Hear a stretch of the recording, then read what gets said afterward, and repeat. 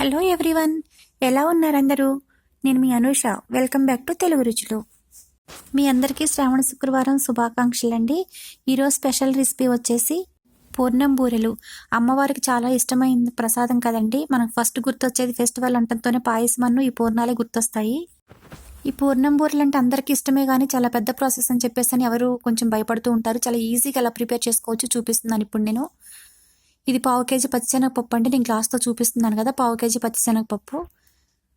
ఇదంతా శుభ్రంగా ఒకసారి వాష్ చేసి పెట్టుకొని నానబెట్టుకోవాలి. 1 అవర్ పాటు తొందరగా ఉడికిపోతుంది అనమాట. బియ్యం కూడా నేను ముందుగానే నానబెట్టాను, మినపప్పు కూడా ముందుగానే నానబెట్టానండి. 1 గ్లాసున్నర పప్పు వేసాను, 2 గ్లాసులు రైస్ వేసుకున్నాను, నానబెట్టాను. ఒక 4 అవర్స్ 5 అవర్స్ పాటు నానాలి అవి కూడా. ఇదంతా శుభ్రంగా ఒకసారి వాష్ చేసి పెట్టుకొని తర్వాత కొంచెం వాటర్ వేసుకొని నానబెట్టుకోవాలి. మనం దోశలకు వేసినట్టు 1 కప్పు పప్పుకి 2 కప్పులు రైస్ వేసుకోకూడదండి. 1 కప్పుకి 1.5 కప్పే సరిపోతుంది రైస్. అప్పుడే చాలా బాగుంటాయి అన్నమాట. ఇప్పుడు స్టవ్ పైన ఒక గిన్నె పెట్టుకొని అందులో 1 గ్లాస్ వాటర్ వేసుకున్నాను. ఆ తర్వాత ముందుగా నానబెట్టుకున్న పచ్చిశనగపప్పు అందులో వేసి ఉడికించుకుంటున్నాను.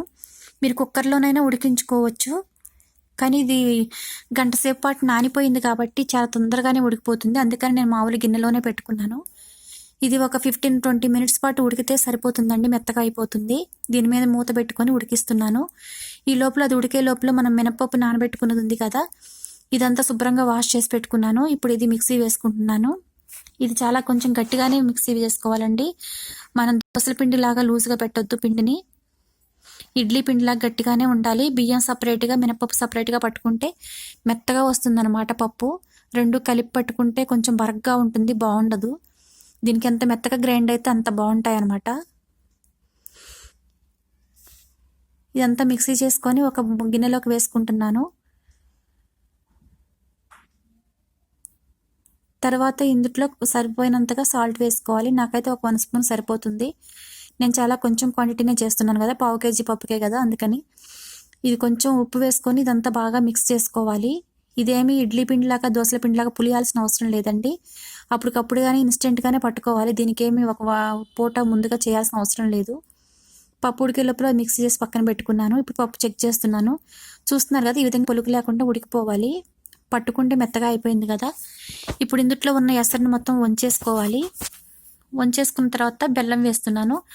1/2 కేజీ పప్పుకి 1/2 కేజీ బెల్లం వేసుకోవాలండి. ఎంతైతే పప్పు తీసుకుంటామో అంతే బెల్లం వేసుకోవాలి. ఇదంతా ఒకసారి బాగా మిక్స్ చేసి పెట్టుకొని ముందుగా దంచి పెట్టుకున్న యాలుక్కాయలు వేస్తున్నాను. ఆ స్మెల్ చాలా బాగుంటుందండి. స్వీట్ అంటేనే మనం వేసేది యాలుక్కాయల పొడే కదా, అది వేసాను అనమాట. ఇదంతా బాగా చిక్కగా ఉడికిపోతుంది కదా, ఇంకొంచెం దగ్గర అవ్వాలండి మనం ఉండకట్టుకోవడం కోసం అని చెప్పేసి. ఈ విధంగా గట్టిగా అవ్వాలి. ఇప్పుడు ఇది ఉండవుతుంది అనమాట, కరెక్ట్గా సరిపోతుంది. ఇప్పుడు స్టవ్ ఆఫ్ చేసుకొని దీన్ని చల్లార్చుకోవాలి. ఇందులో లాస్ట్గా 1 స్పూన్ నెయ్యి వేసాను నేను.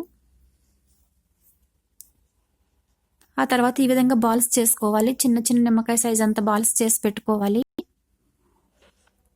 ఆయిల్ స్టవ్ పైన పెట్టుకున్నాను నేను ప్యాన్లో ముందుగానే. అది బాల్స్ చేసుకునే లోపల ఆయిల్ హీట్ అయిపోయింది. ఈ విధంగా బాల్ని పిండిలో వేసి 2 వేళ్లతోటి ముంచి అందుట్లో వేయాలండి. ఇవి కొంచెం జాగ్రత్తగా వేసుకోవాలి, ఎందుకంటే పూర్ణం బయటకు వచ్చిందంటే ఆయిల్ మొత్తం పాడైపోతుంది, పేలుతాయి అనమాట. ఈ విధంగా బాల్ పిండిలో వేసేసి జస్ట్ 2 వేళ్లతోటి తీసేసి ఆయిల్లో వేసుకుంటే మంచిగా ఉంటుందండి. 1-2 సార్లు చేస్తే మీకు ఆటోమేటిక్గా వచ్చేస్తుంది. ఈ విధంగా ఫ్రై చేసుకోవాలి. ఇందులో నేను సోడా ఉప్పు కూడా వేయలేదండి, కానీ చాలా బాగా వచ్చాయి. చాలా క్రిస్పీగా పైన లోపల స్వీట్ చాలా బాగుందండి. మీరు కూడా తప్పకుండా ట్రై చేయండి. చూస్తున్నారు కదా, చాలా రౌండ్గా వచ్చాయి, తోకలు ఏమి రాకోకుండా చాలా బాగున్నాయి అన్నమాట. ఈ విధంగా ఫ్రై చేసుకొని ఒక ప్లేట్లో తీసుకుందాము. ఇప్పుడు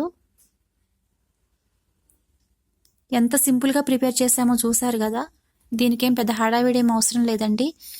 చాలా బాగుంటాయి, చాలా ఈజీగా చేసుకోవచ్చు. మీరు కూడా తప్పకుండా ట్రై చేయండి ఈ రెసిపీని. మీరు కూడా తప్పకుండా ఈ రెసిపీని ట్రై చేసి మీకు ఎలా కుదిరిందో మీ కామెంట్స్ ద్వారా నాకు తెలియచేయండి. నా వీడియోస్ కనుక మీకు నచ్చినట్లయితే తెలుగు రుచులు ఛానల్ సబ్స్క్రైబ్ చేయండి, లైక్ చేయండి, షేర్ చేయండి, కామెంట్ చేయండి.